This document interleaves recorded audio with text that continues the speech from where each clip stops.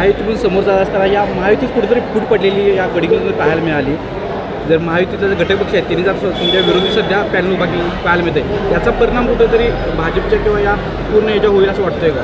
नाही, 100% तुम्हाला खात्री देतो की फूट वगैरे काही पडलेलं नाही आहे. पण प्रत्येकाचं कसं आहे, प्रत्येक कार्यकर्त्याला वाटतंय की मी नगरसेवक झाला पाहिजे, मी आमदार झाला पाहिजे, मी खासदार झालं पाहिजे. त्या बोलण्याच्या ह्याच्यातनं प्रत्येकाला वाटतंय का काही जणांना मिळत नाही. तो राग आपण व्यक्त केलं, ते पुढं नेऊन आज भारतीय जनता पार्टी आणि ज्या असलेल्या महायुतीबरोबर सगळ्यांनी आज ऑफिसचं कार्यालयात उद्घाटनाच्या वेळेला सगळे दिसणारच आहे तुम्हाला. आता बघितलं तर राष्ट्रवादी हा देखील महायुतीतला घटक पक्ष आहे, यातून दूर झाला आहे. या राष्ट्रवादी पक्षाची किती ताकद या गडिंग्लज शहरामध्ये आपल्या असं पाहायला मिळते?